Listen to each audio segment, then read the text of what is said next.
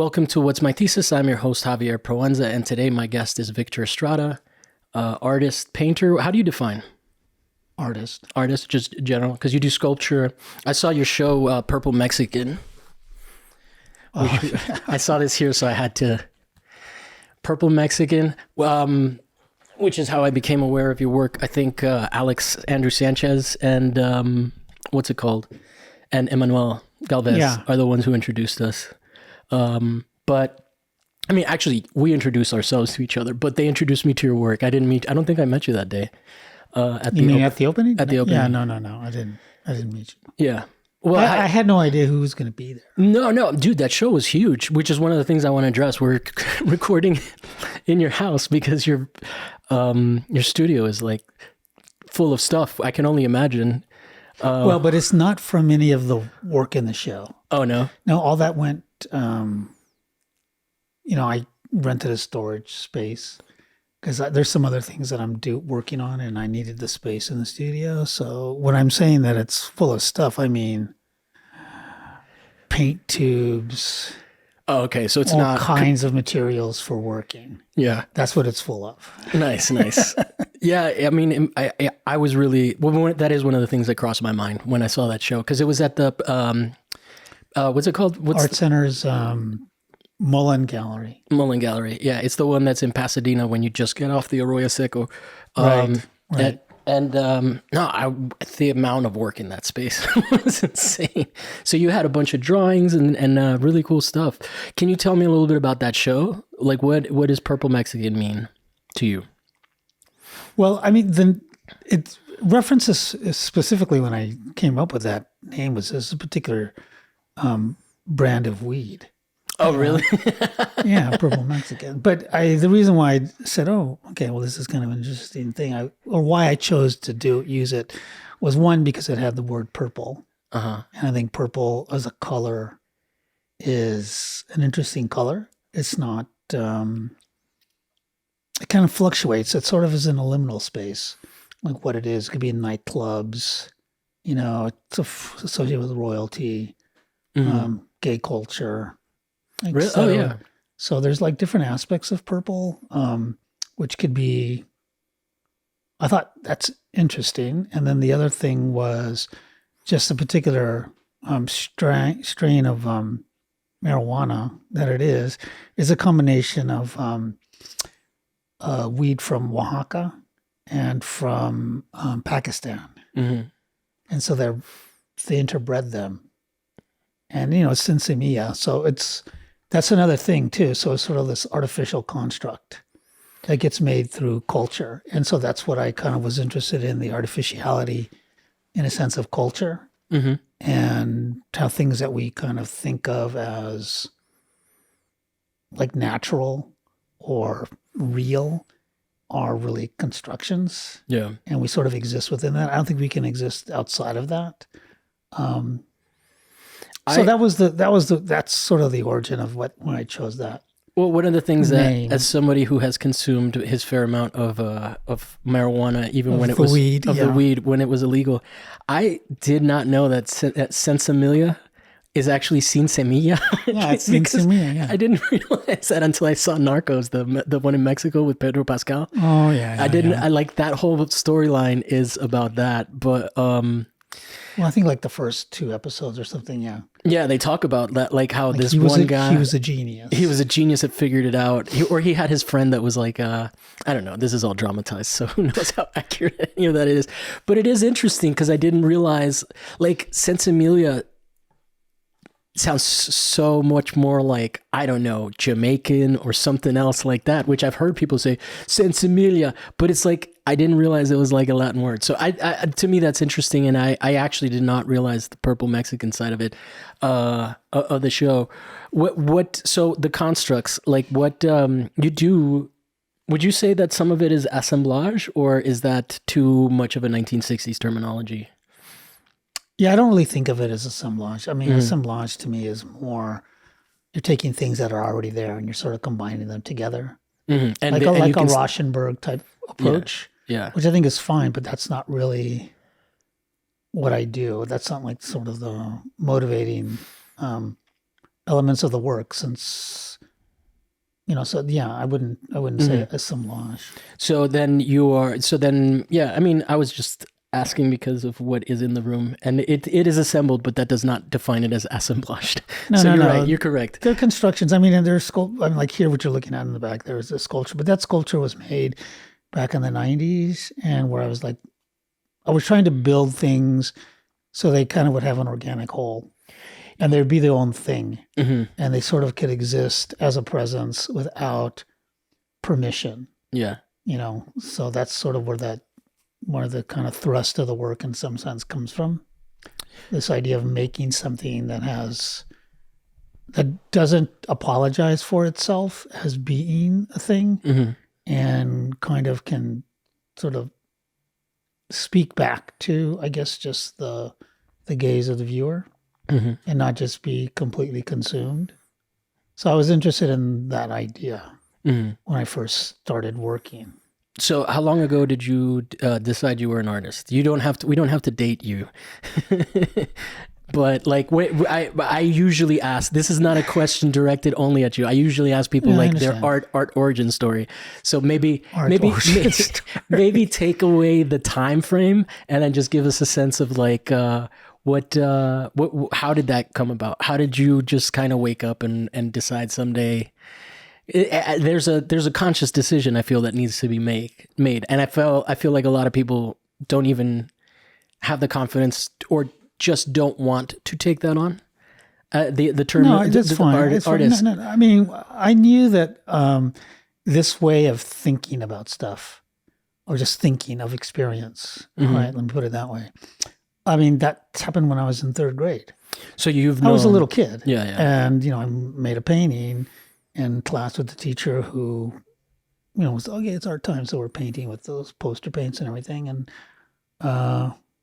I started off with a painting that was a tree and a small little lake at the foot of the tree, and then eventually and there were clouds and a happy sun. I whittled everything down and just made it brown and blue, got rid of leaves on the tree, and I started just putting some strokes of white for the clouds. And at the end, it's time to put them up, so she put them all up. And I can remember in a very kind of distinct way being very objectively looking at everything and then just saying, well, mine was the best. Not from the sense of, oh, I'm great, but just because of looking at this assembly or this, assembly of material paint and like, okay, what's working? Years later, I kind of looked at it. I was reminded of that particular painting again when I was looking at like early primitive Italian painting. Like what? Like pre-Giotto? Yeah. Like just sort of like classical? The way they would make the mountains and stuff like that. So, and they were just basically blue and brown type paintings, and they were just these ideas of what a mountain looked like. So I think so at that point in time when I was that young, I kind of figured out, or just sort of knew, okay, this way of thinking about stuff I've experienced kind of functioned well with the way my mind worked. There was a compatibility with it. And in terms of motifs, I definitely, what stood out for me is sort of, and it applies even in the sculptural stuff, but this globular element that I keeps repeating, like spherical, but also not perfectly round all the time, but also what is that like? Because I mean that is pretty strong throughout the work, and I like that element. I'm just curious where that comes from. Yeah. Well, that is sort of like trying to incorporate the materiality of the work, its own kind of what do I want to call it? Its own there's a word. I can't remember the It's word. all right. Its own agency. Like material has its own agency. It's a thing. It's not dead material. It's not dead. You just don't impose yourself on it. It kind of pushes back on you, against you. I think that I started using plaster, and so because plaster could sort of drip, but then it would stop. So I never tried to really ultimately control stuff. I would try to let it sort of reach its own level of a kind of equilibrium. Mm-hmm. And then I would do the same thing with paint. Yeah. So that's where it kind of comes from, because I was thinking of the material of having, like I said, its own agency. Could it be its own thing Mm-hmm. and not simply be dead matter that you just impose your will on? Okay. And where did you grow up? Like culturally, what is your background? We were talking a little bit about that earlier before we started recording. You were asking me about where I was Now, from, where but I are held you from? yeah, but I held back because I knew that this would be my opportunity. And everybody's heard me talk about Italy on the show, like to no end. Italy. It's a flex. So sure. did you grow up in America or No, yeah, I grew up here in LA. I grew up in LA, but I grew up kind of are you Chicano or did you Yeah. grow up in Mexico at any point? Were you No, born I in never Mexico? lived in Mexico. I've always lived here. My family, my parents were actually born in El Paso, Okay. Texas, but they were born right on the frontera, right there on the. Like my mother was born in Segundo Barrio, and my dad was born in Smelter Town. Mm-hmm. Um, my dad's sisters, his sisters and brothers, all of them except for two were born in Mexico. Mm-hmm. And on my mother's side, I don't really know because that's a different history. Mm-hmm. But I know her mother was born in Mexico, Okay. in a little town near Guadalajara. And on my dad's side, they're from Fresnillo, Zacatecas. Pero So, tú hablas español, ¿no? yeah, más o menos. Más o menos, yeah. Sí, Yeah. I mean, so that's like I find it interesting. Like I find so much about Latinidad as a general broad topic because nos peleamos. Like white people are like Latino. I'm like, yeah. but yeah, for my generation of Cuban Americans, we all spoke Spanish because we were first generation. So it Right. sounds like you, even though you're Chicano, like because there's a lot of people that are like third or fourth Latin Americans that are third or fourth generation that just have no, like people that I interviewed someone in the Midwest, Kale, who's like living the life of being a brown person but has no like Spanish and also a few people like that. So to me, that's always an interesting thing when like, you know, Latino, I think kind of comes from the fact that we speak Spanish or we speak like Latin origins, like Latin as in like ancient Latin as the basis of the language. Right. So to me, it's just an interesting thing that happens when you like take that away, right? But you're still Latino, like I think that is like the remnants of colonialism that keeps us all speaking Spanish, right? But when you get distance from that and you're still Latino, it's an interesting. It's maybe more of a constructed No, idea, or what do you mean? It's not necessarily constructed. It's legitimate because it's your heritage, right? But Well, when I say constructed, I don't mean that it's not legitimate. no, okay, fair enough. I mean that it's a conscious decision in terms of having to describe oneself. I think As opposed to if you have some sort of connection with the language, let's say, that in some ways it's embedded within yourself in terms of your experience, in terms of what you think about as manera de ser, in the world, because that's a different space. Yeah. How you interact with people, where you feel comfortable, things like that. So and that's what I mean in that respect. Yeah. And in that concept, in the context that you just described, which race also is a construct, right? I think that applies to the conversation because I think it is also something like I think that let's say my name wasn't Javier. I think the reaction to me, the identity would be constructed by myself as Latino because I speak Spanish and all of that. I'm not even taking the Spanish out, but the external world reacts to me very differently than Latino. Like they don't necessarily. I mean, I think Black people always think that I'm white. I think that like other minorities think that I'm their minority. And so it's an interesting part of that construct where it's like it's not just self-identity, right? So it's interesting, the idea. Well, it's kind of something that's imposed on you from the outside. I think that Exactly. I was watching a segment with my wife yesterday. I mean, she was watching the show. I just happened to come in at this particular moment on I think was it the 1619 project that. Oh, that's that documentary Right. about is it Lincoln Project or 1690 Project? I'm It's the confusing. 1619 project, the New York Times project that they did on tracing in a more specific way the sort of presence and history of African Americans in the Oh, okay. United States. So on the segment I happened to sort of catch, there was a couple, and he was black I believe he was from Nigeria, Mm. and he was here. And then the woman, I don't know if she was black or not, because I thought of her, maybe she's like Indian, like from India. But in any event, they wanted to go get married, and one of the questions was this idea of race on there. And so the question was about this idea of race, from the interviewer. And he said that he had never really heard of this idea of race. And The he Nigerian thought, gentleman. right. And Yeah. he thought that when they talked about race, it was like, oh, we're going to go run. So, there are places in the world where you don't even think about this idea of Yeah. race.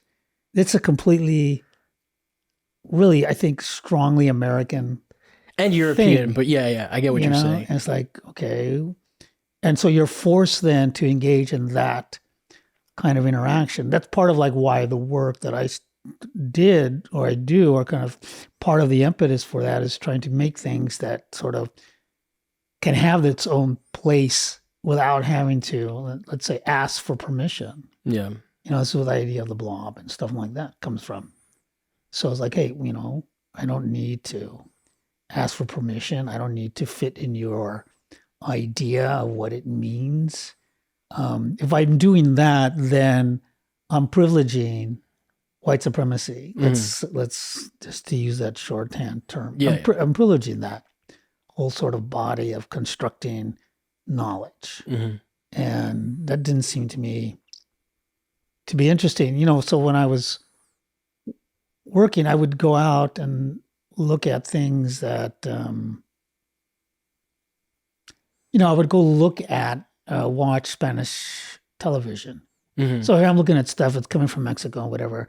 People are just doing their stuff, man. They're not asking, and they're not doing this in relationship to the United States. Like Siempre en Domingo doing his thing, or even something like Sábado Gigante. Sábado Gigante which is classic, bro. Crazy. Very different from Siempre en Domingo. Yeah. But it's just doing its thing, but in a way differently, because I think in Siempre en Domingo was sort of classic Mexican like culture in a sense, and they're playing these big auditoriums, etc. In Sábado Gigante, it's they're based out of Miami, I think. Yeah. And so then there's a lot of advertising on that thing there too, which I think, okay, that's kind of a different thing than I remember seeing on Siempre en Domingo. Or I'm looking at somebody like Olga Vinsky, who, she comes out and she's playing the violin, but she's doing her own thing, And then I was reading Carlos Fuentes, and then I would read books. I remember there's a book I read, Godos Incidentes y Visionarios, which is by Urias, who was a historian, Latin American historian. So I'm reading that. So I'm reading stuff and thinking about stuff outside the context of the United States. Yeah. Because I felt, okay, there's another way to be. There's another way to think about stuff, and not just this thing. You just reminded me of Jorge. What's the guy? The locutor from Univision that got into the beef with Trump. Yeah. Jorge Ramos, is that his name? I think it's Ramos. Because there's also a soccer player, I think. Yeah. But well, Ramos is a common. Yeah, I know. And Jorge is also. But I just wanted to make sure. I think it is Jorge. No, I'm pretty sure it is. The guy with the white hair. But to me, it was very interesting, that beef with Trump. Because he became kind of a liberal hero because he was standing up to Trump. But that dude is so right-wing. Like that guy's politics Yeah. There's very conservative. are so conservative. So like everybody was like, and that is crazy to me. Like a lot of the discourse that happens in whiter spaces is very much about like being the people that parse out right and wrong in other cultures. Yeah. Without like being, and I think that that's part of the American exceptionalism. And I think that people don't realize how long, like how entwined Latin American history is to that mindset. That is not a new mindset. That's literally all that's ever happened, since Spanish colonialism, and since the Spanish got booted out, it's been about Latin America is a construct of colonialism. Yeah, 100%. There's no other way to really think about it. They would be one huge country if Bolivar had his way. That would be like Venezuela, Bolivia, and like and that Bolivar is not lacking his problematic stuff, but also like Che Guevara, bro. Like Che Guevara is such an interesting character that few people have any concept of what his actual politics were. Like it to me is fascinating. You see like little like kids in college wearing that shirt, and you're a Che shirt, and you're just like, he doesn't even. My favorite was my friend Nader Soban. For a long time, had his profile picture on Facebook was Che Guevara wearing a Che Guevara shirt. That's kind of funny. Yeah, but it is crazy because these are like anti-American militants. The other thing about it too, that thing that is interesting, that I mean, you were saying Latin America is very complex. Yeah, it is. I mean, the whole idea of in Mexico of la raza cósmica comes from Jose Vasconcelos, who's also a supporter of the Nazis. Yeah. So I think about it every time I drive by Plaza de la Raza. La Raza is a problematic statement. So there is, I think, and I think I'm not saying, there's a problem in the sense of la raza cósmica idea necessarily. I'm just saying that we shouldn't idealize. Yeah, like racial pride can be problematic sometimes. There is this whole other complex situation. So, for example, like you have in Mexico, you have Maria La India, TV show. If you show that here, it's going to get really bombed. Yeah. And it's going to be a big problem, especially for white liberals. Like, what are you doing? Blah, blah, blah, and all this stuff. Over there in Mexico was like, not. But, of course, it's it's marketed to a certain segment of society, etc. So I mean, there's all these different problems. To me, what's really interesting in this conversation is that like ownership of, like, I feel like one of the things that's happening with white guilt in America particularly, right? Like there's this whole discourse because George Floyd happened and nothing's really been resolved, and then defund the police, people are for it, but then they're like, it's not the right way to say it. I think that we should just say demilitarize the police because that's a much more specific thing. But one of the things that I find really interesting about American culture is that what they've done with white guilt still lives within this framework of white saviorism, right? So like, for example, the idea of, just the kids in cages, like they're still in cages. No one gives a fuck anymore, and to me, that like the difference between the Trump administration on that and the Biden administration is basically, first of all, Biden built those, right? And built the cages. Yeah. Like there was a lawsuit in 2014. In fact, when the scandal broke, when Trump was in power, when he was president. I mean, okay. I don't want to go that far. Well, no, into authoritarianism. But. Yeah. I mean, I guess you're right. The deep state is always in power. We see that because we have a senile president that like is,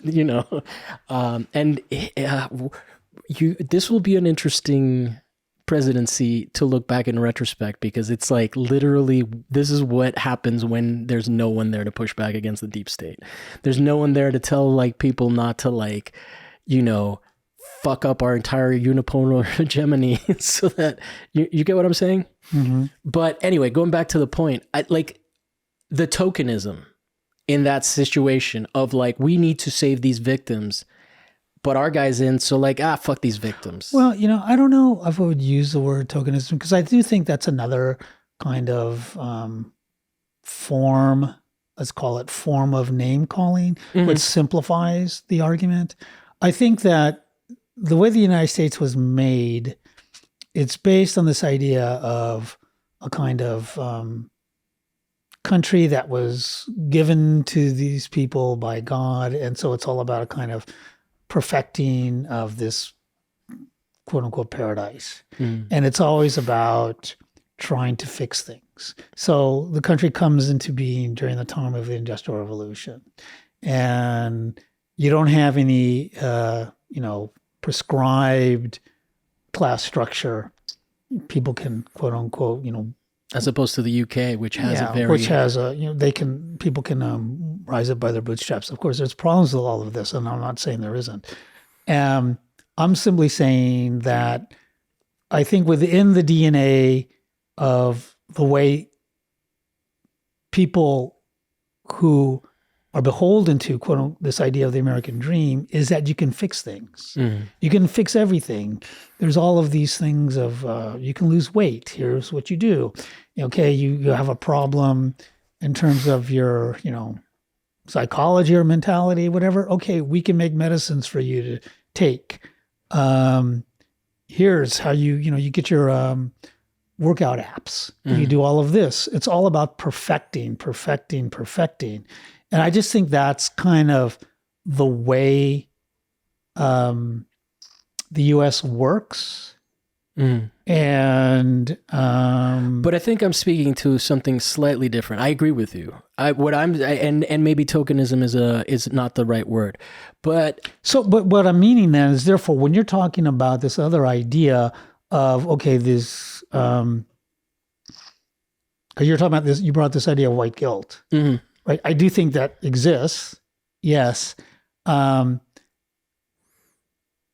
think maybe in a way, I guess should I say they have no other way to understand or think about. Oh, no. I'm this, how you actually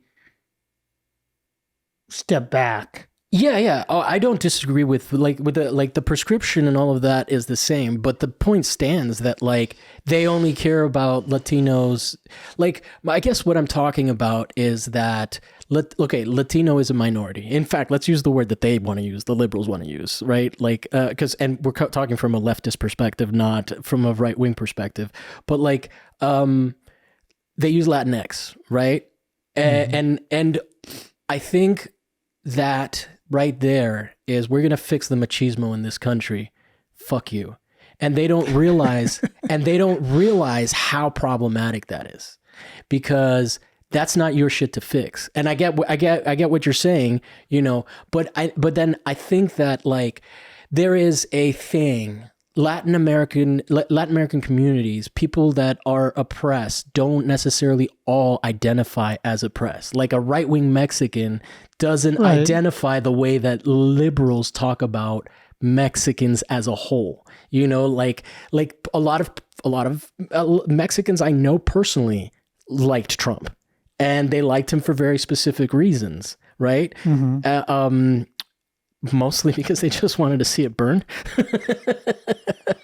But I don't think that that's an invalid thing. And like, you tell someone, like you tell the Latin American that, and they're like, they get so moral about it. And I'm like, bro, you have shit on these people for their entire existence. You don't know Latin American history for a reason.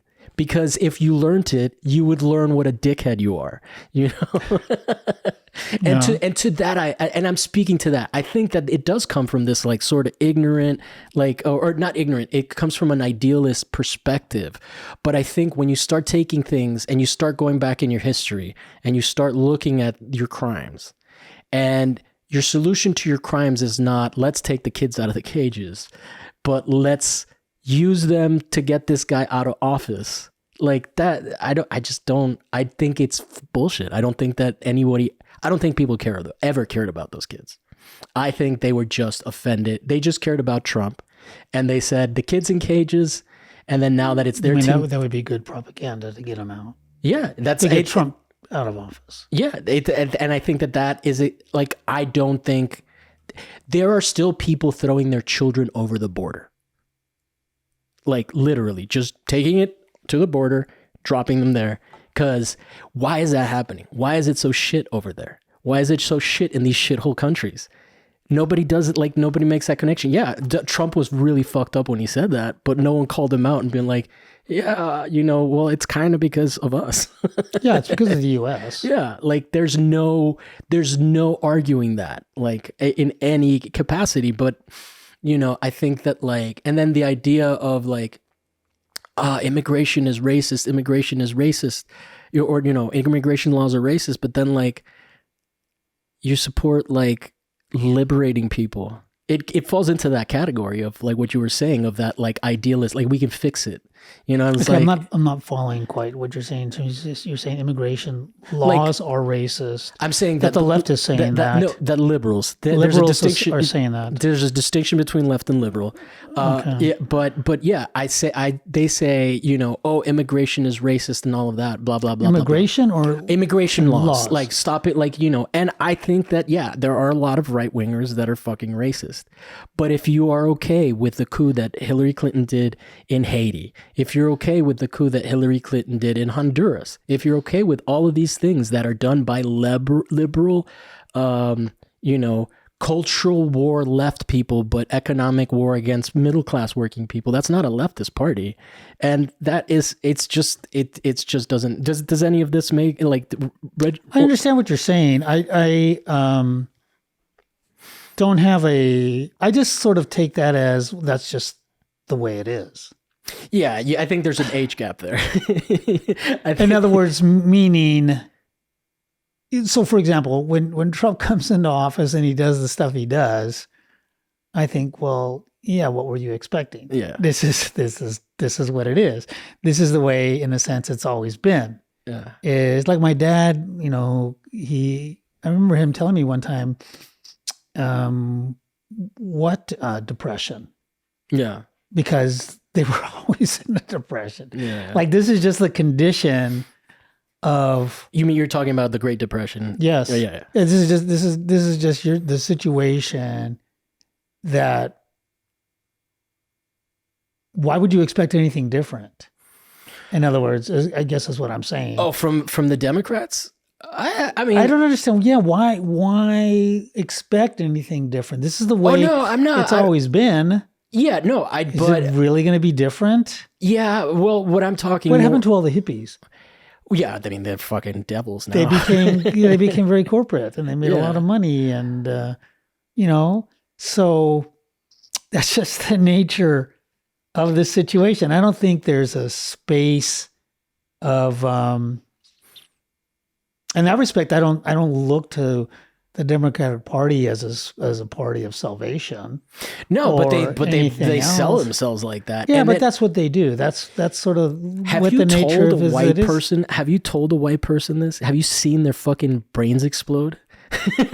No, because I know I'm not going to have that kind of conversation. I don't see what the point of the conversation like that is. Yeah. For myself, you've never had someone come. I mean, it might be a generational thing where like everybody's a bleeding heart now and kind of public about it on social media, and I'm like, you don't care.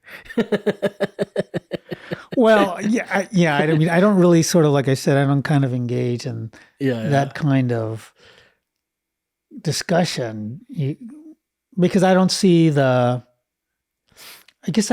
point of it. Why? Mm-hmm. I think that it's more. I think you do what you can do within your sphere of influence, mm-hmm. and I don't think. So I mean, like I taught in East LA for 30 years, man, and I taught students who were had dropped out of school for different reasons. Some young girls became pregnant. Some couldn't handle school, too much anxiety. Mm. They had to go to work. They got kicked out of school. They got involved with gangs. They can't hang things out like because of that, gangs. you know. Be- Yeah, so because I of mean, gang laws. Like there's so there's some I laws. went and I applied myself, and I did so. It was a conscious decision for me. It's like, okay, what am I going to do here when I get out of art school? Yeah. I mean, aside from the fact that I had already 3 kids, and Do you also teach at Ola? Like Raul and those guys? no, Oh, no, okay. no. I didn't. So I actually went into LAUSD. I Okay. taught in the adult division of LA Unified. My wife taught in elementary school. And so, I think we applied ourselves in particular ways to do specific things Mhm. that would sort of bit by bit help somebody, Mhm. as opposed to thinking about the larger conceptual aspect of things. I think that's a different kind of activism, let's call it. Oh, I'm not interested in activism. I just Well, want to bitch.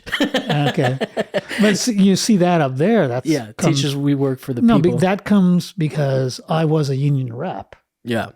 And so when I retired from LAUSD, they gave me that. hmm So all the teachers signed it. That's cool. Yeah. I mean, so it sounds like, it sounds like you just basically ignore people when they say stupid shit. And that's what you're advising me to. But as 2 Latino men that are on the same side of this argument, I think it's an interesting thing to discuss, because I think that like somebody that's not Latino is not privy to these kinds of conversations. Like, we are a window into what Latin American people talk about when they're not around. And it's an interesting thing because people are like, Well, I mean, yeah, there's a different kind of experience that exists, and you sort of observe things in a different way, and you understand that, the conversations that they're engaged with, or the assumptions that they're making, are assumptions based on a particular cultural point of view, Mhm. and they're not really universal. So there's this idea that I think that allows one to kind of step outside of that conversation and kind of observe it, And so I do think when you're talking, at times there's a kind of, there could be a kind of code switching that happens in terms of that conversation and what you're That's going to exactly do, what I'm talking about. Code switching entirely. Yeah. what you're going to do and how you're going to interact. And, sometimes I think that can be frustrating. But I just think that's just the state of things. That's the state of culture. So you're not at the moment. You are not like most people or most kids in the Zoomer generation now think that they're going to stop racism. No, I don't think so. You're not with them on that. I don't think that's, I don't, I think, yeah, it's great people are fighting and there's different things that are happening, in the art world, or et cetera. I think that's great, that there's all these things happening, but, I think it's going to be, I think it has to do with numbers. Mm-hmm. So when I was in graduate school, I made a painting called "My Baby Will Kill Your Baby," and I like the title. So it was. Can I call this episode that? I don't know. I don't think YouTube would like it. I don't know, but yeah, they probably wouldn't, right? No. The algorithm would go off. Yeah, They'd just start beeping an alarm. But I think. So I made this painting, "My Baby Will Kill Your Baby," and it was sort of motivated by that idea that the space changes. Mm-hmm. So I thought, okay, if you have a space and you fill it with white people, Anglos, it's one kind of space, And I'm just generalizing because I'm not speaking. Well, if you speak people from Appalachia, that's going to be different, right? So just generalizing. The same thing here, generalizing. If you just fill it with Latinos, it's going to be another kind of space. If you fill it with African Americans, it's going to be a lot of shit talking if Latinos are just there. It's going to be a different kind of space. So I kind of thought at the end, sort of going through that process. This is like 30 years ago. I'm thinking, okay, well, this is going to, things change when the bodies in that space change, and then the space will change. Mm-hmm. That doesn't mean that change is going to be fabulous. There is no Eden here on Earth.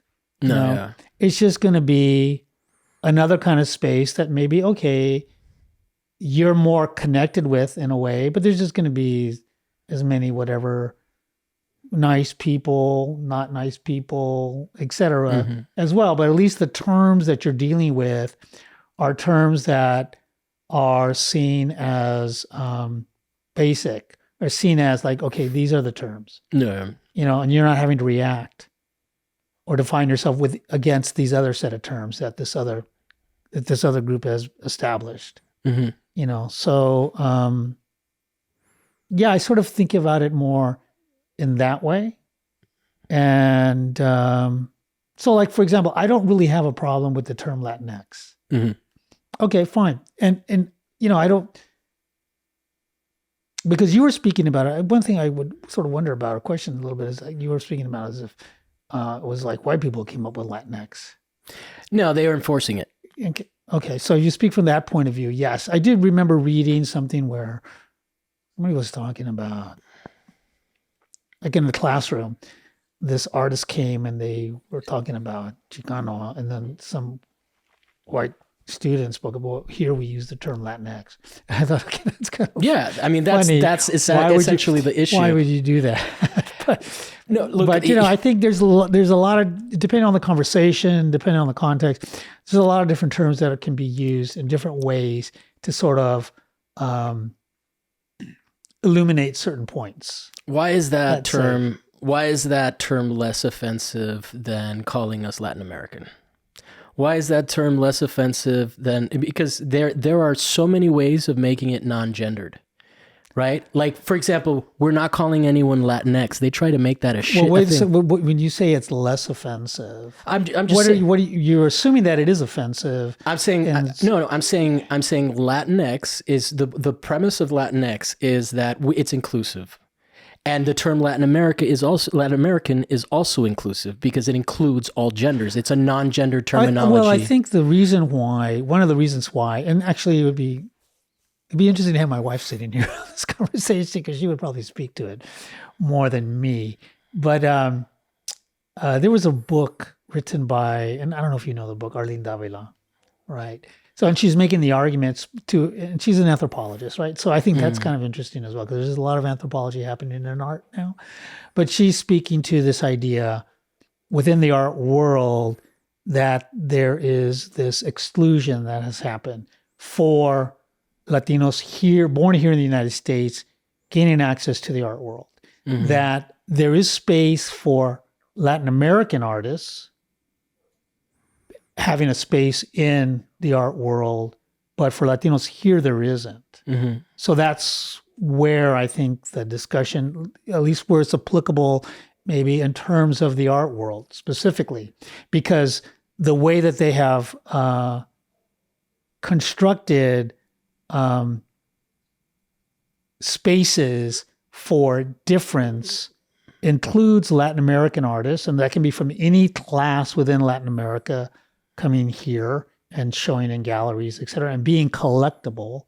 Whereas for Latinos here, they have less access. There are fewer collectors. There's fewer spaces to show work.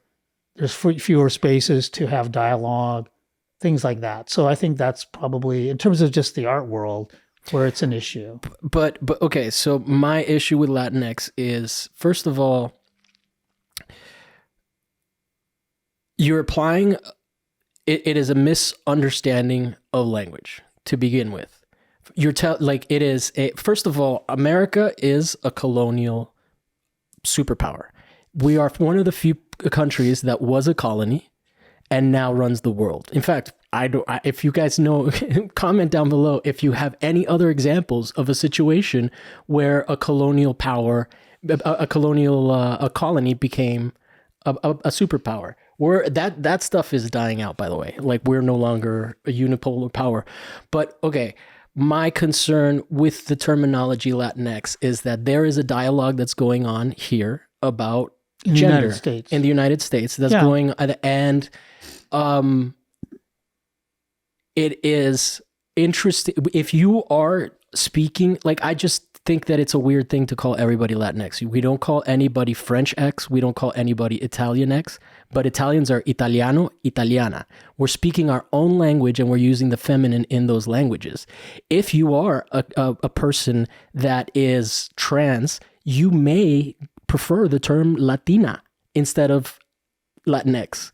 There are so many subtleties to this, and it is basically what has happened is we are having this discussion in America, and everybody else needs to do this, and it is insensitive to the fact that we inherited this language. Where do you? I mean, I'm not as involved, I guess, in the discussion. I think you are. But let me ask you this question: Yeah. Where are you getting this idea that everybody else has to go along? And when you say everybody else, who do you mean when you say everybody else? Look, do you mean the world or like what? me? I am Latino. I'm not Latinx. Why can't I be a specific thing? Why do I have to be a broad thing to accommodate other people? Then it becomes. Are you saying that that's what's happening, or? Yeah, I think that like, have you met any Zoomers? Have you met? So one of the I have the kids in school. Like when I'm at UCLA and I'm teaching, there's kids who identify as Latinx, and the dialogue there. I mean, it's basically. I don't have a problem with Latinos identifying as Latinx. It's becoming, it's an academic term. That's my problem. And with that's it is an academic term. I understand that. It is a completely academic term. It is come up with by people that are trying to be sensitive but are actually being really insensitive, because it is an erasure of America. Of first off, the identity of Latino is like a huge thing in this country that made people feel like they could be Latin American. No one says Hispanic anymore, because that's problematic. But most people don't say, who are born here, they don't say Latin American. I don't think. Who are born in the U.S.? Yeah. No, I'm not saying that has to be the terminology. I'm just saying that we could be Latin. I'm just saying the solution does not have to be so performative. You can just say that these are people of Latin descent. These are Latin Americans. You don't like Latinx is an academic exercise. It doesn't exist in the real world. If you are trans, by all means, go by. So then why engage with the argument? Because, I don't argue with people about this. I'm talking to you about the problem, I understand. The racism inherent in this. Because first of all, we are, like our countries, our shithole countries, are getting bombed constantly. And then you're going to tell us how we have to talk about each other to be more inclusive. I think that's really problematic. Like I say this all the time on the show. I'm going to share it with you. But like, here's how dumb some of this academic shit is. Her story. The word history comes not from his story. The word history comes from Latin, historia, and in Spanish, historia is a fucking feminine word. So these masturbatory exercises are actually really fucking racist, and they become the basis of a whole new generation that talks about how it's a problem, because now it's not just that Latin America is machista, but it's transphobic. But so is America. You just are talking about it. See, I guess I don't have the same reaction. I think because there's a generational... I don't really see the same kind of concern, I guess, with let's say transphobia. I think there's a different. I mean, obviously, with the older generation, there was a different way of understanding that. So you could have somebody like Walter Mercado, yeah, you could have him, or you could have Juan Gabriel do his thing and all that kind of stuff. You just wouldn't bring it up, which I understand that it's a problem, because in a sense you can't really sort of say, hey, this is who I am. Yeah, I understand all of that. But I think why do I guess for me, I think, why do I want to be fighting with this? I mean, I'm not fighting it. I'm just talking about it because it is inherently racist to say that you're saying it's racist because it's changing language. Is that why? It is unsophisticated in its way that it tries to fix a problem that isn't there. There is no problem. You can be a trans person and call yourself a Latina. In fact, there are people that have a problem. With the concept of, there are trans people that have a problem with the concept of non-binary. And my problem with the whole, like, I am for trans rights. This is not me being upset at the fact that I'm getting lumped into somebody, into a group of people that I don't approve with. They're my brothers and sisters. I like non-binary people. They are also like, I interview them. My problem is more with, and I think that what we're tapping in here is, because I've heard about this before happening. Like, I think there's a generational thing, because I think that I'm allowed. Meaning, I am older and wiser. No, no. I'm joking. No. I don't disagree. I think that your experience is very different, because you're completely oblivious to this. You're not around. No, I'm not. I am aware of it. I'm in an academic institution where this is part of the thing, and I understand, and the art world is sort of really involved with it. I do remember, though, like when Chicano came along, my dad's godson comes to the front door and he's like taking Chicano studies. My dad goes, "What are you talking about, Chicano studies? Study to be an engineer." Yeah. What are you going to do with that? And I'm like, "Hey, that's kind of interesting, Chicano. Okay, what is this thing?" So I do think, and it allows for a different kind of dialogue to be developed, okay, and a different kind of perspective to be developed, which could not be developed otherwise. And so I do think that the space that can be created with this idea of Latinx allows for another kind of point of view, another kind of landscape to be talked about, et cetera. And I have no problem with different types of landscapes being talked about. And okay, here's this thing, because they all allow for different perspectives to be presented and insights to be gotten. So I don't have a problem in terms of that. But to me, it's a little bit more tied into what I was talking about with the AOC thing. We are only spoken to in the discourse when we're being corrected. And that is the problem that I have with it. I'm okay with the spaces. When you say AOC, you mean that she's correcting, or? When I'm saying, you thought you brought up AOC. No, I'm talking about I'm sorry, I meant the kids in cages. Oh, okay. That whole thing. It's the same. It's based on the same thing. So you're saying that, because they're using this term on the one hand, and so they're supposed to be. I'm saying they're putting tape on. They're putting tape on something, but that tape is busted. They're not really addressing the real issue. Yeah, and they're doing it out of that white. They're doing it out of that white guilt. And then why do I have to take on your white guilt? Because I haven't been. But that would be the case regardless of whether Latinx was the term or not. Yeah, I'm just saying that this is the term, and Latinx is not the problem. It's a symptom of a broader issue, of a broader racism towards, because we're not. Well, it's a problem based, I think, on the fact that what do whites, what do Anglos have to do? How do they understand this whole group of people that are not Black Americans? They're this other thing. And within that other thing, there's a huge range of different peoples, and there are different cultural aspects to it. And you have this whole other space that's south of the border that goes all the way down to the tip that is full of all this other stuff. So they don't really know, what do you do with this? They don't even know that Russians are not Anglo-Saxon.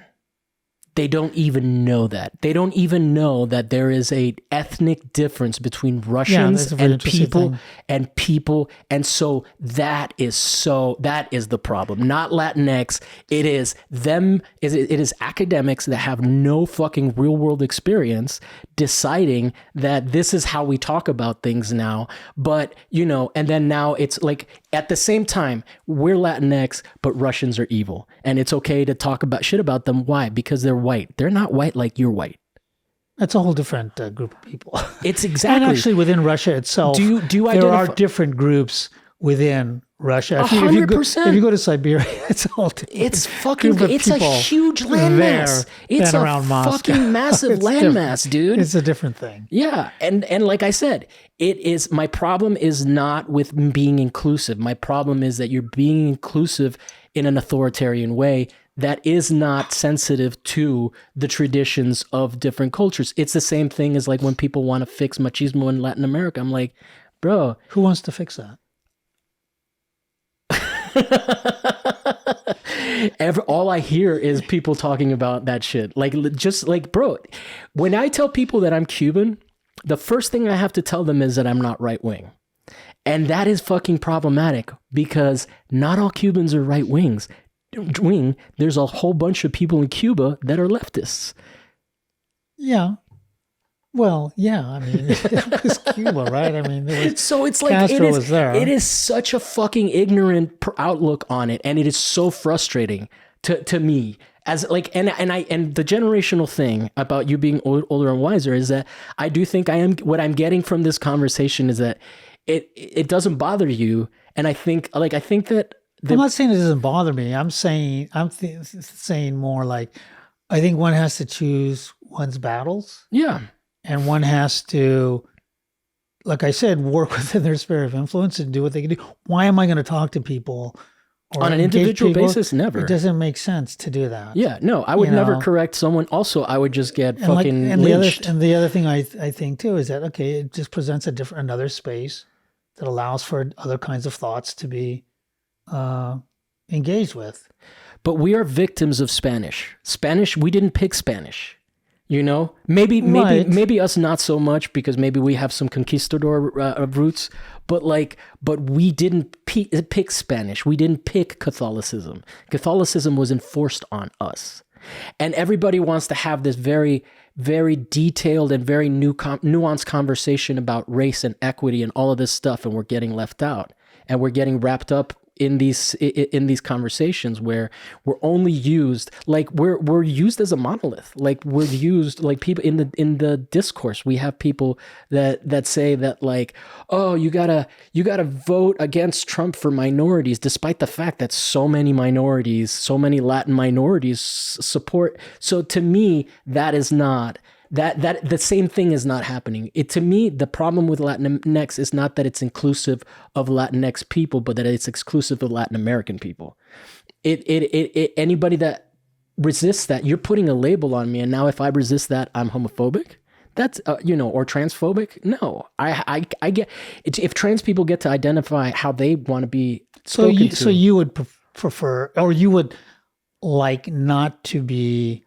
Latinx can exist. But it doesn't. But don't apply to everybody. Right. Well, I don't know if it is on an individual basis. Nobody. I don't know. When the people talk about Latin Americans, they say Latinx. They don't say. And I didn't even know that fucking word. See, when you. By the way, this is. I think it's also kind of a little bit confusing in terms of terminology being used. Like when you use Latin Americans, I'm thinking of people who were born in quote unquote Latin America and then come here. As opposed to Latinos. I did say Latin American descent, right? Yeah. Well, no, you said Latin America. You didn't say descent. No, but in another. So you mean those who trace their family to Latin America? Yeah, Latin Mexico, Americans. Yeah, like I mean, I don't know about Mexicans. Well, here's another thing that's Cubans think of themselves as Latin American. See, I don't know if Mexicans think of themselves so much as Latin American. That's my fucking point. We're all goddamn different. And the other thing, the other thing about it, I think that's different, let's say, than, for example, Cubans, is at one point, this was all indigenous land, and then it was Spanish land, then it was Mexico. So it's sort of like, okay, it's a different kind of relationship to the United States, I think Mexicans have, than other people coming from other places, like people coming from El Salvador or Guatemala or wherever. I think it's different. So when you use the term Latin America, generally when I think of that, I think of like South America. Yeah. I don't even really think of Central America. Well, Mexico is technically North America, so you guys aren't even South Latin American, then, technically. Right. So I don't even think of it that way. And, plus because the landscape I've been moving in has always been the Southwest. Yeah. you know. But I And also, so it's a different sort of space than, I think, for example, the space that you grew up in, because first you said like 6 years old, you were in Italy. I lived in Costa Rica until 6, and then I lived in Italy Yeah. till 12, and then Miami. And then Miami, which is a completely different place. I don't even think that should be part of the United States. No, I don't think so either. But like, It what should is be that part of place? Florida. What is that place? But yeah, so I think, you know, and then it's East Coast, so then you have a really different kind of relationship Yeah. to this whole thing. And like for But me, we're all Latinx. yeah, but so I think it's like a really different. So I do think, Latino is an inclusive term. Like it always has been. And in terms of like women calling Right. themselves, women identify as Latino. You know, like Latino is an entity that's I cannot speak for women. I have heard women's like Latino. My Again, sister, if my wife were here, we could ask her. my sisters call themselves Latinos. They're not Latinas. Latino is Well, a she's term saying Latino because she's thinking of it more as a kind of a group. as a group. So not in terms El of mar. gender. El mar is masculine, right? Yeah. Is that misogynist?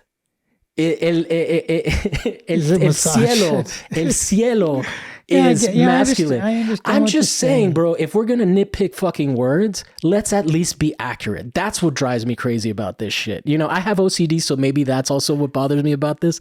Maybe. But like, and I it's just weird that we ended up talking.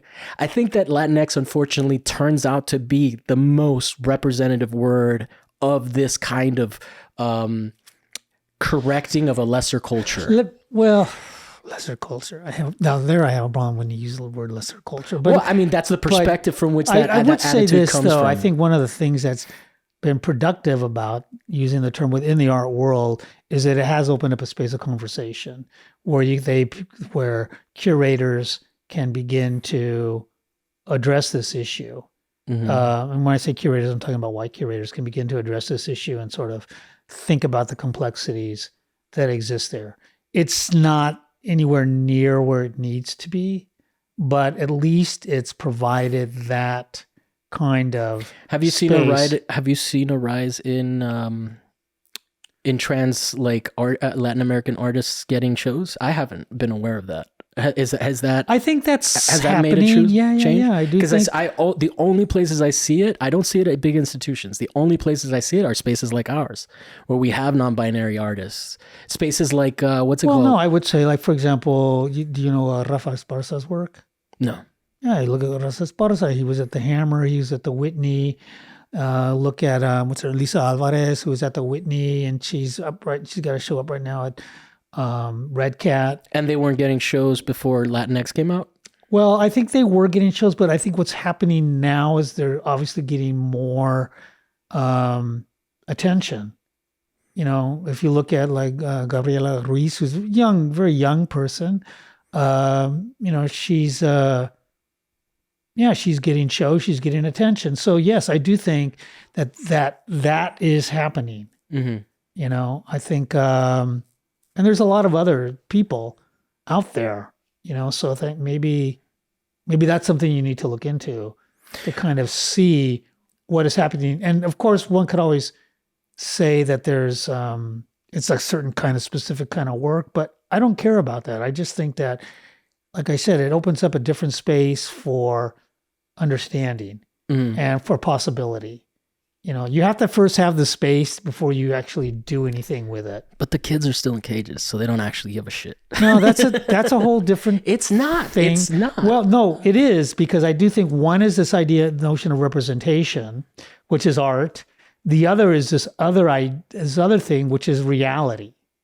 Okay, So which is the cages thing. I personally really, I don't know to what extent I would really want to make work about the young people in cages. I would rather, like, let's do something about getting them out of the cages, getting them. I think that there's an interesting generational thing here between us, where you think representation has a value that maybe I don't necessarily think. I think that, like, and I think that it's that reality And it does have a value, because if I think back about when I first started, and I did work and I showed work at Helter Skelter, right? Okay, so the big thing, I had a large sculpture called Baby Baby, and then I had 4 paintings there, and a smaller sculpture, which is like 5 by 5 by 5 of a piece called 4MLK. And the only thing that was really spoken about was the piece for Baby Baby. And only part of that was spoken about, because within that, the purple walls, there were drippy purple walls on there. That was not talked about. And then there was a Mother's Day, a Mexican Mother's Day plaque there. So that was in Spanish. And I'm not going to translate for people when I put this stuff in there. If somebody wants to know, go find somebody to translate for you. It's not going to be me. But that was never mentioned. So, and then the paintings too, like there's the catalog for Helter Skelter there. And if you look at that, there's a drawing in there for one of the paintings that were in the show. And it put in there the whole Mano de Dios prayer, and all of that is written in there. And then there's also something in there that I can't remember if I wrote it or if I got it from somebody like Neruda, but I probably think I wrote it, because I didn't put down by Pablo Neruda. But and again, it's in Spanish. Nobody really talked about it. Zero attention to any of that. Now there is much more attention to that kind of stuff. Maybe not in the way that I would, maybe not all the time I think it should be, but like, and here's a white guy, Charlie James. He's showing work downtown. He's been doing it for several years. And I think, okay, well, that's good, at least. And there's La Pau Gallery, LAPAU for Paula. I don't know if you've been there. There's that. There's Commonwealth and Council. So they're showing work now that is speaking to I'm not against these other any things. of that. But so what I'm saying is that, yeah, representation does mean something, because these things are now getting in the space. in the art world, maybe, but we have representation in the political realm with someone like AOC, specifically tied to this conversation of the reality versus the representation. Now, yes, on those levels in the art world, representation matters. But as a Cuban who's had Marco Rubio as a Latin American representative, well, you guys can go all fuck yourselves. You're not in favor of Rubio. I don't like Marco Rubio. No, no, I don't like Marco Rubio either. I think he's an idiot, personally. Yeah. No, all I'm saying is that that right now, in like your generation definitely benefited from it, but right now we've had enough representation for a very long time. We've had, in fact, one of the here. Let me say that. Say what you're gonna say. Something interesting. I don't think that queer people have had representation historically in this country, and that's a valid thing, because until now, we have it like Buttigieg and all those people. They were making Barney Frank admit that he was gay in Congress, and when he was interviewed about it, he's like, I acknowledged I was gay. I didn't admit because I didn't do anything wrong by being gay. So the gay community has never really had open representatives, except for like Harvey Milk, who didn't get killed. Changed though. That's changed. Yeah, but I do think representation. Let gay people hold on. Let gay people have their Marco Rubios, and we'll see how much they think representation matters.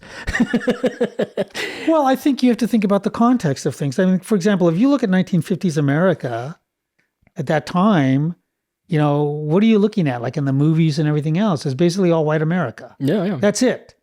Well, I mean, I was going to ask you Eric Estrada. yeah, there's Eric Estrada. But and you had if there was a quote unquote minority, they always were second.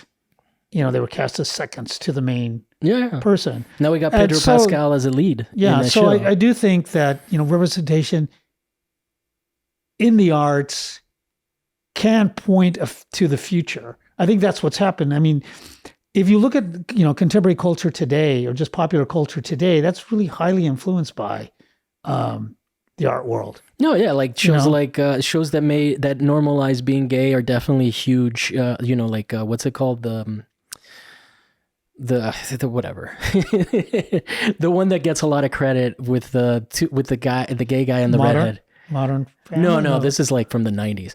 I don't think representation doesn't matter, but representation at the expense of getting kids out of cages.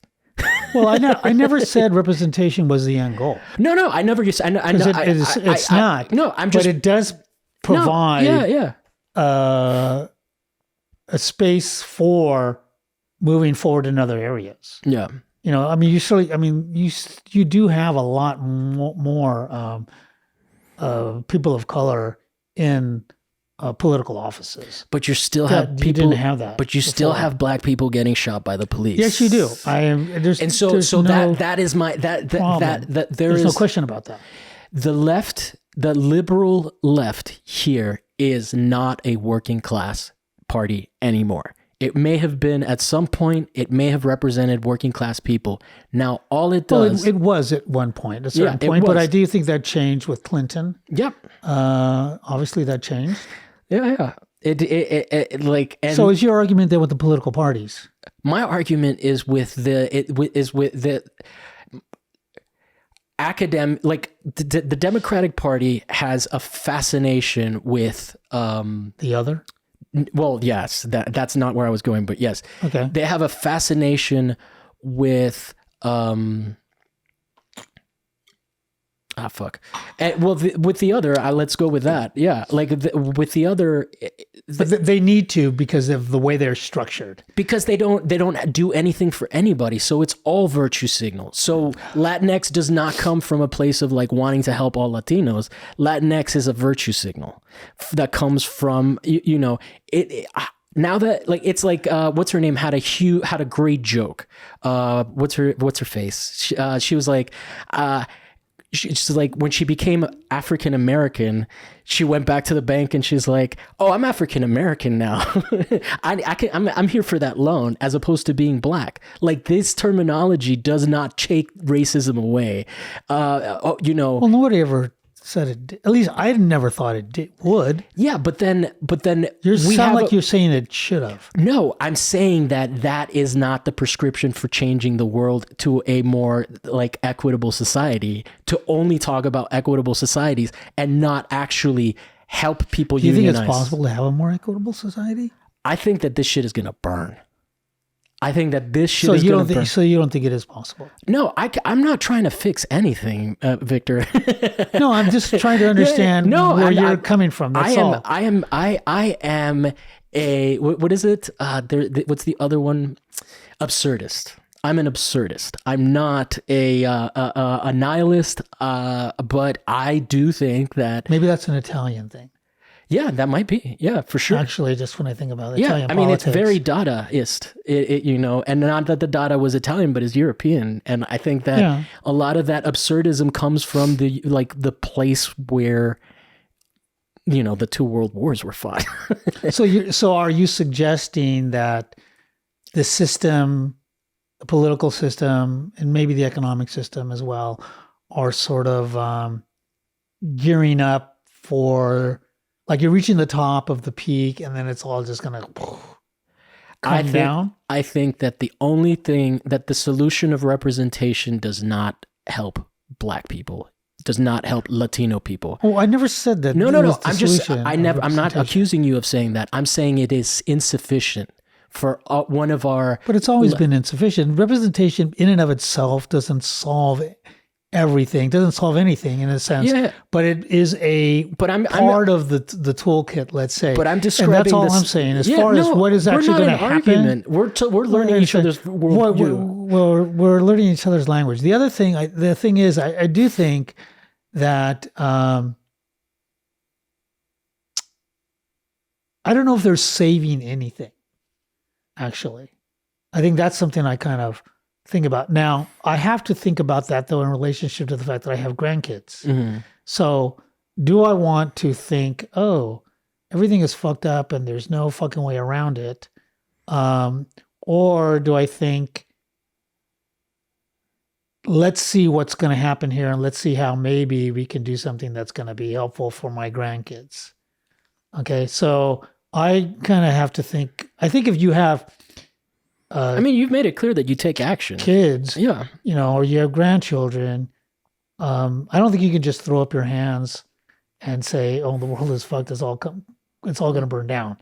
No one ever knows what actually is going to happen, and so I don't know. But I do think that there's a problem with our politics. Yeah, and to me, I understand the power of inclusivity, but to me, that the biggest contribution that academia has really given Latin American cultures in the last decade that I can remember is Latinx. Like, what contribution to Latin American culture or Latino culture can you really say from institutions that are prohibitively expensive for people now? That's also a generational thing. The representation. What the fuck is representation if what you have is middle class Black people getting from middle class to upper class? You're not pulling anyone out of poverty. And so to me, I agree with you. It's insufficient, but there are things that we don't do anymore. And I don't think it's the fault of the kids. I think that when the Vietnam War stuff was happening and all that protesting, there was a very concerted effort to restructure things so that wouldn't happen again. And now we're seeing people in France protesting in a way that we can't even imagine in this country. Meanwhile, we've got derailments where pollution is being thrown up into the sky and like white people are getting fucked. Like, that's my point. As we're getting into a more equitable society, more poor, like, it becomes more classist, and we're like, more fuck these people that are poor. And that to me is not, that to me is tied to that whole, like, I'm a good person, American exceptionalism, that myth that you were talking about before, that we can fix everything. Like, America in the next 2 decades is going to be a lot more like England after the war, which is depressed and unable to do anything. And to exert any influence. It may be. I don't know. I think that there was something I was thinking about when you were talking. What was that? Sorry. No, it's fine. I love talking to Latinos. It'll come back. We get so heated, bro. We got so much to talk about. This is a great conversation. I really appreciate it. Hopefully I won't get canceled, because I do like trans people and I do like non-binary people. I just think that it's weird to be like, hey, we all of a sudden support trans people. I guess what I'm going to say is this. You wait a second. We support all of this, so now you have to support it. I think that, in the end, the ultimate issue, I think, is economic. Yes, that's 100%. That's the ultimate issue, and the economics of getting people out of for-profit prisons. I do think that that I don't know if it will change. I don't see that changing. I think that there was the recent strike by the SEIU with LAUSD, and for a 3-day strike, and they got their contract, so that was good. I think teachers were going to be possibly striking. So I think there's a potential for that kind of social action to take place. Whether it would take place on the scale that's happening in France, I don't think so. We need at least 2 decades before we ever get there. I think things need to become much, much worse. I think before people actually would say, yeah, we have to do this. I think that one of the most interesting things that I've heard someone say is that that the youth today is really, they have been co-opted in a way where they are rebelling against the past, against concepts, but not the institutions that enforce them. So like everybody likes this, like people like the CIA, but they're against racism. They like the CIA? Yeah, dude. Like CIA and FBI are super popular right now. What so many people are like, it's okay that the Twitter files is fine, and that shit has been a disaster too because Elon Musk and Matt Taibbi are now beefing. But that whole thing of like, look, man, when you have people being authoritarians, you can't take the good things they do and not look and not analyze them. Like, yes. Trying to be more inclusive with a terminology like Latinx is part good. of the issue, I guess, is the whole, neoliberalism sort of that we have, right? That's my fucking point. That's well, see, you never use the term, but well, I mean, I said liberals or neoliberals. There's no separation. There's no distinction. Because I think neoliberalism is very specific to the economics. To Margaret Thatcher, yeah.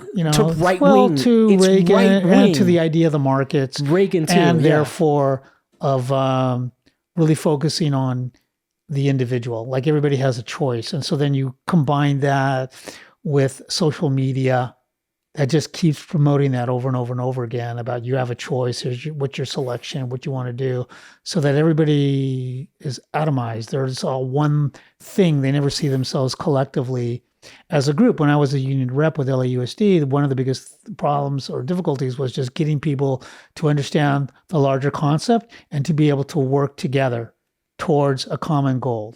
That was difficult to do. And this is, I'm dealing with people who are, I was older than most of them, but understanding that. I think the same thing when there was a strike at UCLA there with the TAs and the grad students and all of that. That was another problem there too, because so many of them are very used to growing up with, okay, this is my choice. This is what I'm going to do. It's my thing. And that includes actually that happens too within the art world. Mm-hmm. So there were, graduate students in the art world, and some of them did not participate on the strike lines. They didn't go to class. They were supporting in that way, but they didn't go out there and actually march. Yeah. So and that the right wing has fucked all that shit up with right to work states and stuff like that. Like, I'm not just blaming, I'm just saying that there's no fucking party that's not right wing in this country. Sorry, go ahead. Yeah, so I think that's obviously a huge problem, in trying to get something done here. But people just don't see that, I guess, as they're not willing to make that kind of commitment, because it is a commitment to go out there, to strike, to forego wages, etc., to put yourself second to a group. You need mutual aid to do that. How are you going to fucking eat if you're on strike and you're not making money? Like, there's an infrastructure that this country has had hollowed out that used to do that. We just ripped up we just broke a strike. Our side, right? The left side. We just broke a strike. And then a few days later, there's the derailment, and it's not just that one. There's been a bunch of other ones. Yeah, there's other ones that are happening. And it's fucking insanity. It is really insane. It's like we're putting pretty little things. We're calling out Latin Americans, and like, how about this? American X. How about we start being inclusive in the way that we describe Americans? That was a movie. Yeah, I know. That's American History X. You take that's right. American X. I'm going to start calling you motherfuckers American X. And I'm going to be like, I don't like the way you run your politics. When I use the word Latinx, I actually think of Malcolm X. I know. Right. Well, I think that's okay. Here's a guy who decided to take ownership of his own presence and take it away from the white man. So he took away the white man's last name. But it's almost the opposite in this situation where we're being imposed the X. Maybe. It depends on who's adopting. And then to go back on a point that I said that I was trying to make earlier when you were talking, but I tried to squeeze it in. But like, honestly, what this reeks of is we have done, and it goes back to that white guilt thing. We have been fucking trans people forever. Now that we give a shit, you got to give a shit about it too. And it's like, bro. Fuck you. Who are you to tell us how to treat our own people when you have been incredibly transphobic for the entire history, and now all of a sudden you turn around and you're going to tell people that their language is inaccurate, a language that was imposed on them as well. Like, Latin Americans are victims of colonialism, and to be preaching to people about how they should be speaking about their language, it just doesn't sit right with me. I get what you're saying, and I just don't have the same kind of visceral feeling about it, in terms of, like, I don't see it as actually trying to change the language, because I just see it in relationship to this one word. I don't think the language itself has changes, people are still using, the gendered aspect of the language all the time, bro. But maybe not in terms of. I never hear the word Latino anymore. I don't mean in terms of labels. I'm just talking about just language in general. Spanish in general. You don't think it's a little crazy for people that don't have masculine or feminine in their language to be preaching to others? What I'm saying is that I don't see that masculine and feminine disappearing from Spanish. No, but when we're in... That's what I'm saying. But it is being taken away from us when we exist in white spaces. No, I can still use the words. Well, I mean, I would like to identify as Latino, and if people are calling me like Latinx, now do I get to... I can still say el amor. I don't have to say amorex. No. We're talking about one specific word. Yes, that's what I'm saying. So I don't have the same visceral, I guess, reaction because I just see it in relationship to that one word. Yeah, but that one word is an act of what's it called? What's American exceptionalist bigotry? Yeah, but that's okay. I mean, it doesn't have to bother you. It doesn't have to bother you. Maybe I'm not sure. On a conceptual level, I think that to be inclusive, you should be inclusive, not exclusive. To be inclusive, you should not go back and rewrite a history of Latin American men who decided, and Latin American women who have been calling themselves one thing for a very long time. Let us do that. That's my only complaint with that word. Let us do that. Let's not start, because again, Italiana, we're only doing it to the countries that are not more powerful than us, right? Like I'm not that Italy's European and white, right? We're only doing it to the people that we fucking coup. And to me, it's an extension of that attitude of it's just the way that, like, for example, I'm not allowed to call myself a person of color. People don't let me do that. People are like, well, you have to understand. And I'm like, yeah, motherfucker, you don't understand. I'm not Anglo-Saxon. Mm-hmm. And to me, so it's not just the Latinx. It is the policing of my identity that makes me uncomfortable. It is people telling me, no, you're not, you have to acknowledge that you're white. And I'm like, yeah, but I'm not from Michigan. Well, the idea, I guess actually the idea of policing is kind of an interesting way to look at it. Yeah. Policing identities. And I don't know why we're having a discussion about people getting to choose their own pronouns, but I can't choose the way that you tell me that I am. You can't tell, like, I'm proud. I grew up Latino. I'm proud of being a Latino because despite what people say, I have suffered racism. Yeah, people are racist towards me. Have people ever been racist towards you? Yeah, I mean, my brother and I were called peons when we were working on the slopes. So every time that you tell a fucking Latin American person that they are white, you're a fucking dick. Well. So that's what it's tied up in me for, because I don't think people used to police that for you. Like, I think that's maybe part of the generational thing. Maybe people were more overtly racist with you, but with me, they're super covertly racist. Maybe. I don't know. I mean, because I do think a lot of these things, the way people sort of feel about terms come out of like personal experiences, So like being able to have sort of the freedom of deciding how to think of yourself. And part of that is just that we live in the United States, because it's so much about the notion of identity and representation, because politically that's the only thing you have. Right. So we understand each other. Yeah. Like that's why it's so visceral for me. And I totally understand why it's not for you. I understand that our experiences come from very different places. I understand that, like, when you tell people you're Mexican, the reaction is not, oh my God, are you a Republican? Which is problematic in and of itself because there's a lot of Republican Mexicans. Well, it's it's a conservative culture. Yes, motherfuckers. Right? It's Catholic. Yeah. Yeah. So, there's that part of it. And also I think just that while there is some kind of socialized medicine in Mexico, in terms of work, everybody's hustling. You're always hustling, so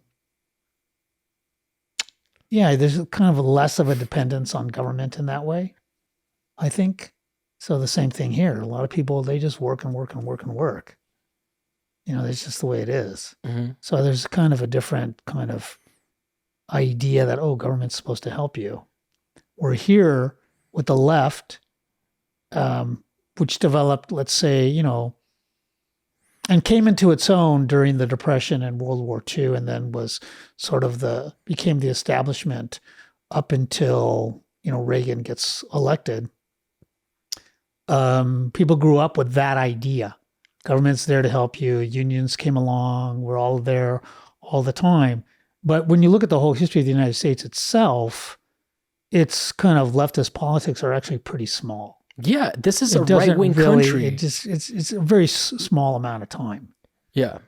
So I think now what you're seeing, I think, is the way America actually inherently is. Mm-hmm.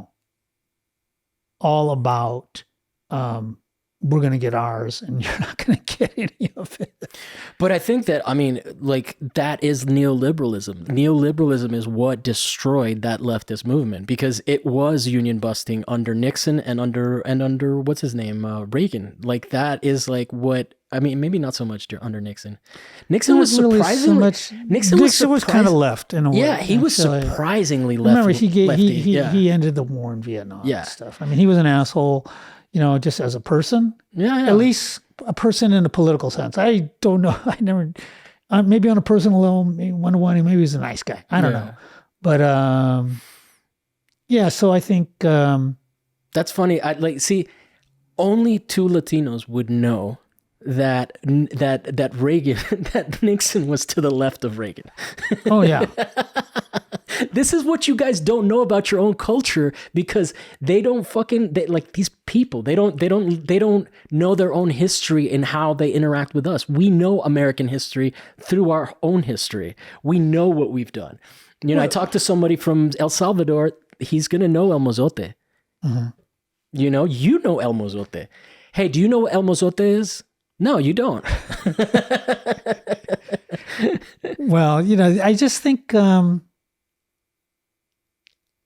I think we're kind of like, we're going back to the way America actually was meant to be, according to the people who established it. Yeah. That's what's happening. Like Hamilton, who had that fake ass play written about him that is not accurate about his history at all. Yeah. So, I just think, I guess maybe that's why I don't what am I going to do? No. I think that the generational thing is that it's similar to I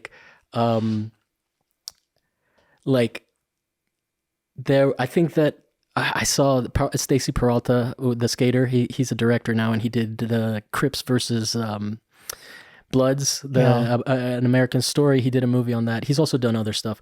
But one of the things that was really interesting. Didn't he do Dogtown? Yeah, he did Dogtown and Z-Boys, I think. And yeah. And then or maybe he did the documentary, and Dogtown and Z-Boys was the fiction. But basically, one of the things that was really interesting is how different generations cope with these things. Obviously, we have cultural differences because you're Mexican and I'm Cuban, and my shit is tied into El Exilio, and I don't really have much of an experience of Cubans that are left wing. Because I've lived in Miami. But one of the things that was really interesting, and I don't think he mentioned it in the movie, but there was the generation of the Watts riots.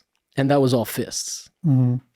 And there was the generation of the gangs, of the gangs. And I've heard somewhere, in the 90s, 80s, 90s, yeah, sort of whole crack super predators deal. Yeah. And that was what's her name, Clinton's. Yeah, super predators. She kind of popularized that term. That was ridiculous. But. Yeah. And then crack babies was also a big fake ass term that we grew up believing, and turns out there was no fucking crack babies. No. Yeah. And so anyway, one of the things that was really interesting is that generational difference between the people that had lived under much stronger racism much stronger bigotry. We're used to the cops treating them like shit. And then the generation, and I think there was like also some Vietnam PTSD involved in some of that gang violence. I can't source where I got that from because I just remember it in passing, but that does seem like it's legit.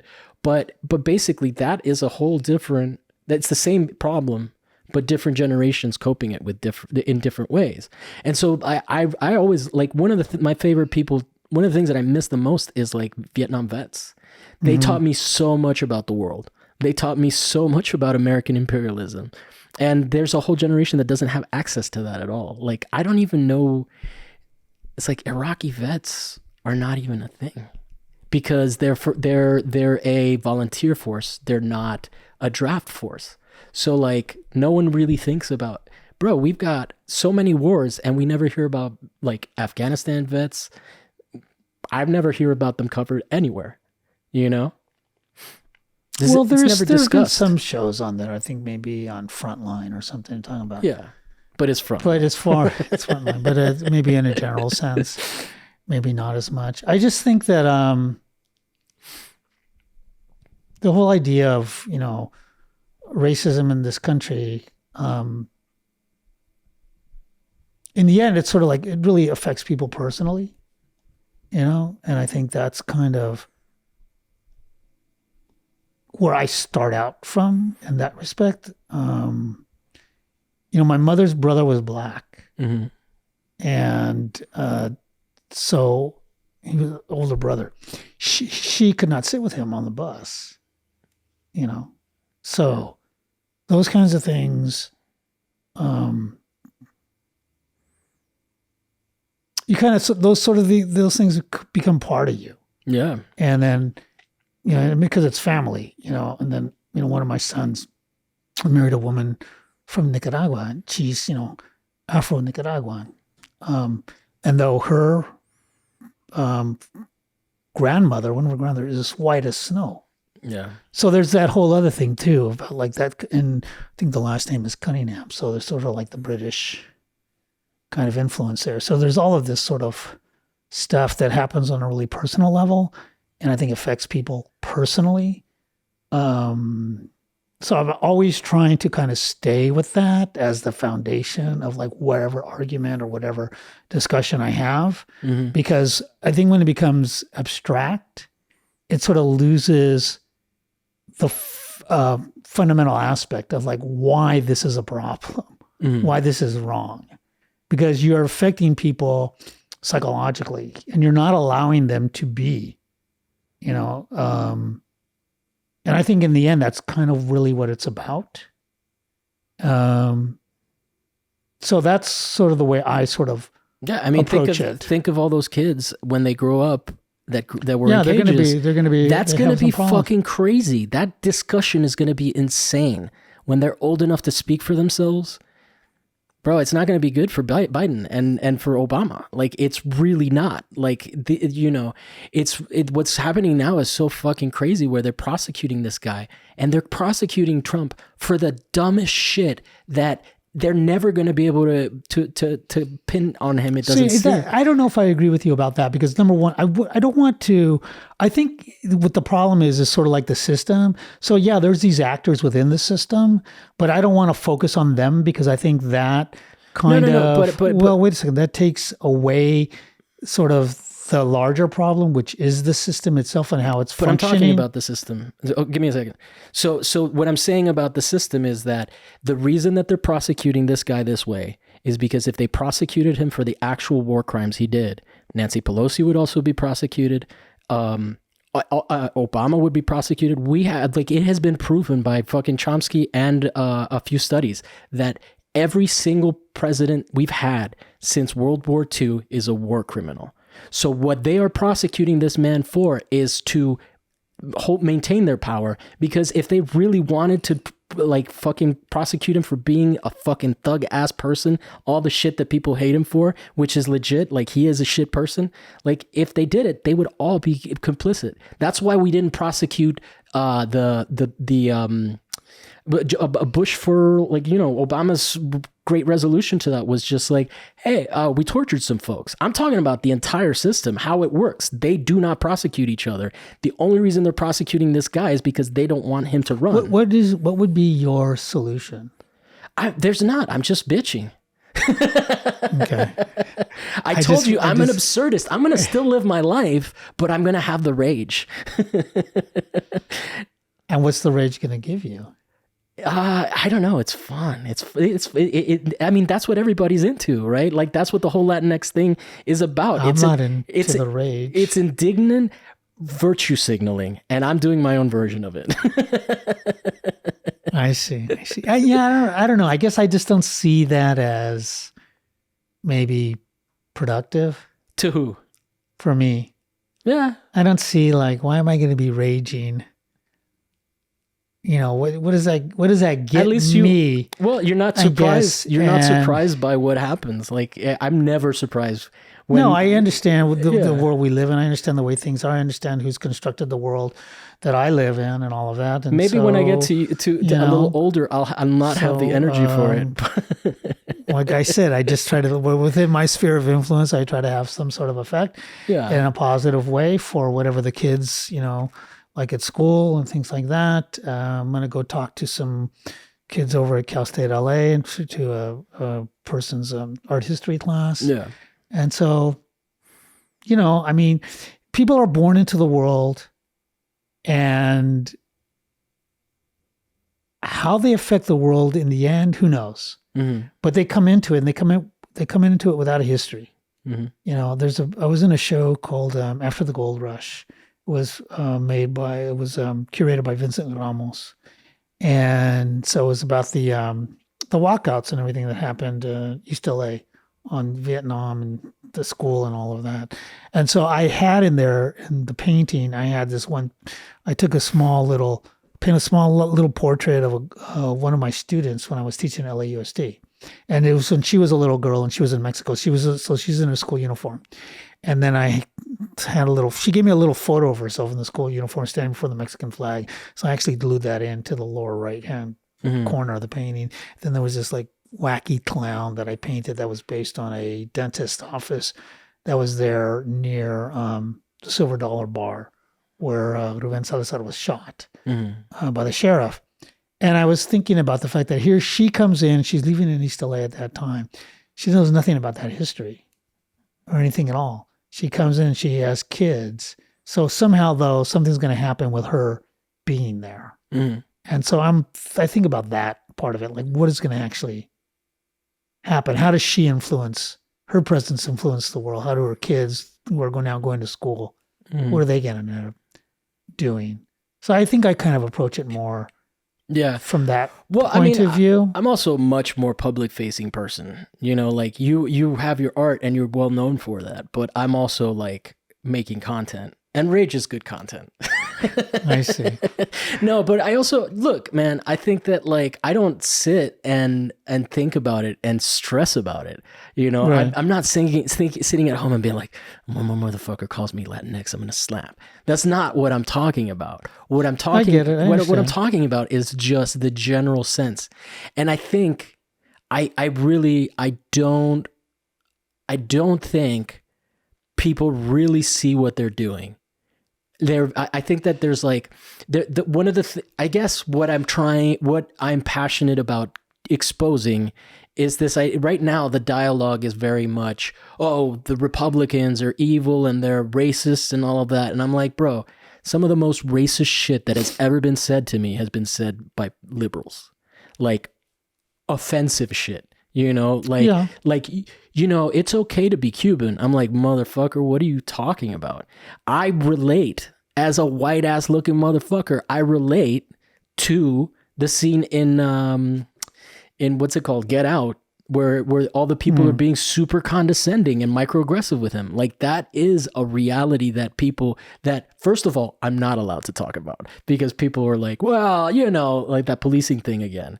But like, here I am, I'm talking to a Latino. It's a really interesting conversation that I don't get to have. Like, I'm not going to talk to a white, you think an Anglo-Saxon person is going to even try to humor me unless I'm talking to somebody else Latino and they're watching on TV. No, like this is, you know, but I do think Yeah, that you can't have the same kind of conversation. they don't have but them being able to see us have this conversation might give them some insight into what they don't understand, what is not there in their experience, right? Like, yeah, it's crazy. It like, and then, it's, we don't learn. We didn't learn from the war in Iraq. We're still talking super racist shit about Russians who are not ethnically similar to us. And then we're all enlightened about how like it's just, to me, the whole thing is full of shit. the whole moment, right? Like, for example, George Floyd, I've said this before on the show. George Floyd, when that happened, I thought we cared about people and we cared about the world. We only care about people in our borders. We're all too happy to fucking bomb people in Yemen. We're all too happy to have all these fucking wars that people can't even keep track of, you know, and that, what do you think? Why do you think our police is shooting our people? It's the same way that we treat, like, so for me, the idea of how we treat people, how we've historically treated people in Latin America, that's coming home to roost. That shit's happening here because they don't care about working class people at all here. They're as just as unhuman as the people in Latin America when they coup a government and they don't want them to have their own resources. When you have a motherfucker like Elon Musk getting called out for the coup in Bolivia and he's saying, we'll coup whoever we want because he needs the lithium for his company. Like, you're all full of shit. You are all full of shit. That's all. Well, you know, I think it is a big problem. Obviously, the police have been a problem, are a problem. I mean, if you look at the history of the police in relationship to African Americans, I mean, the police in the South were there to keep everybody a slave. So there's a big problem with all of this stuff. For-profit prisons. You know, yeah, we have that. The sort of privatization. Privatized. That's partly why that painting, you talk about kids, that painting there with the little girl's face, that's called Millions Disappear. Yeah. So yeah, bro. It is about... Yeah, motherfuckers. It is about this idea of a kind of erasure that happens. Yeah. And it happens in a kind of innocuous way. And, you know, I think it happens partly with what you're saying is because people don't really, whites don't really understand the history of like how even just language constructs, you know, presence. So there's that part of it. And I don't know how that actually in the end changes to a point where, okay, it's cool. I don't know if it ever will, you know. I have lost any hope of being I'm a pragmatist. I were an absurdist. I'm an absurdist pragmatist who believes in mutual aid. And that's it. That's like, you know, we were talking about what actions people can take. I think mutual aid is really one of the strongest things that we have as a community. I think that the ability for people to pull resources together to help people go on strike, which was happening with all the Frito-Lay things that were happening. Like there were so many strikes during COVID. And, you know, I think Chris Smalls is a hero. All of that stuff, like, and I love that Chris Smalls just blings himself out. Like, he's not trying to be corporate. He's like, this is what I am. And one of the things that is crazy is that, like, when you do those actions and those strikes, like, do you stop and you're like, hey, is anybody here a Republican? You can't strike with us. Well, no, you're not going to do that. Why would you not do that? I mean, that's how our culture works, right? So we're never going to be a fucking leftist society as long as we keep ignoring people that are on the right just because they have opinions we disagree with. Well, I'm not sure that that's really the way. Why do I want to create those kinds of barriers between different groups? Yeah, exactly. We all have a class commonality, and I'll tell you, all the people that are in the art world, all of the people that we're talking about in the like Gagosian and all of that, some of those people are scrubs, right? Like, I don't mean that in a negative way. I just mean like they are not making more than $40,000 a year, right? But the people that run that shit are fucking problems. That whole industry, to like when someone tells me something like, I get what you're saying, representation matters in the art world. It's great that people have access to money laundering now. Well, I wasn't saying it specifically to the art world. I was just saying representation does matter. But I do think within culture, I think that, I mean, the art world has always been like that, what you're saying, you know? Yeah. I mean, look at it. It's a kind of opaque economic system. There were laws that they tried to pass here in California to make it more transparent. But the people who are the collectors, they were able to block it because they have a lot of money. So they can influence legislation. That's the way it is. There's a dude that owns 90% of all fucking Andy Warhols.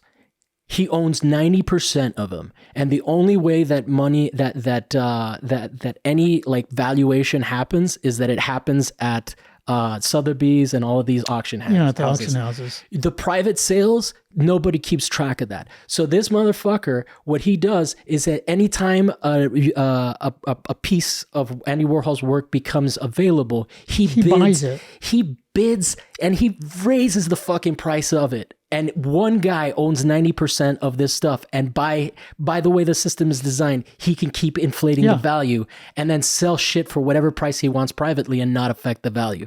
So he'll overpay for stuff in an insane fucking way just to keep his value. I forget what the dude's name is, but I'm just saying like glass houses, bro. Glass houses, let's not. I mean, I'm all for more equity in the world and for more, but let's not abandon the people that don't make it through social mobility out of the shit. You know, like I think that like we should still care that the kids are in cages. Like that didn't stop. It's been 7 fucking years. Y'all shut your fucking mouth and you're calling me Latinx. Like, I don't think that doesn't sit well for me, you know? Mm-hmm. Do you get what I'm saying? I mean, I understand what you're saying. Like, it's not like academia is this fucking, I mean, we call it the ivory tower. So what do you want to do in terms of the kids in the cages? What I want to talk about them and say that they're still there for starters, because nobody's fucking doing that. I mean, you know, the other thing that's really crazy right now is as a podcaster, there are things that I can't talk about what's really happening in the war in Ukraine. I can't really talk about what happened 3 years ago when everything got locked down. There are power structures that enforce this, and those power structures are the people that are telling us what are the right words to call an entire population of people that we have already established are nothing like each other. You know, the only thing we have is in common is American imperial against us, and the language of colonialism that was imposed on us, and the religion that came with that. Like that is what we have in common. And because of that common language, we can sort of suss out where we are. But these are not conversations you're ever going to have with a Anglo person from Michigan. They're always going to be like, well, I don't know, because their whole outlook is based on the privilege of being somebody. Like, I have family members that don't have passports. I'm sure you do too. They're never going to be able to come to this country. Mm-hmm. The fact that my family is split by an embargo and I will never know the culture of my family. I'll never know the extent of it. There's a dude named Javier Enrique, which is my first and middle name, that is in Cuba. I've only seen a picture of him. I've never gotten to meet him. You never talked to him? Never talked to him. That's because of my fucking government. Call me white. Anyway, that camera's out again. And we've been talking for 2 hours, so we should probably wrap it up. Although it feels like it's only been 5 minutes. I keep looking over and I'm like, fuck. Are you having fun, or was this a tragedy for you? No, it's not a tragedy. It's an interesting conversation. Yeah. Are you worried about getting canceled for having it? No. Okay. Well, that's what I'm talking about. No, I'm not. Why would I be worried? I don't think I would be canceled. Yeah, well, you think. But we'll see what the hordes decide. All right, man. It's been what the hordes decide. I guess, I mean, because I don't come from the perspective of a podcaster. Yeah. So I know you have in your mind, you have this audience that exists out there, and you're sort of speaking to them. Yeah. I'm actually just speaking to you. No, I know. One-on-one. So I don't really know that other sort of perspective and sort of trying to address I live with it in That- my fucking life constantly. that larger invisible group. Yeah. The invisible group of people that support you. It's a really crazy thing. Yeah. I mean, that's always interesting to see, like, meet somebody. Oh, yeah, like the work, etc. I think that's, I never know what to say to that. Never know what to say to what. To, like, when people say, oh, yeah, I like your work. Oh, well, Yeah.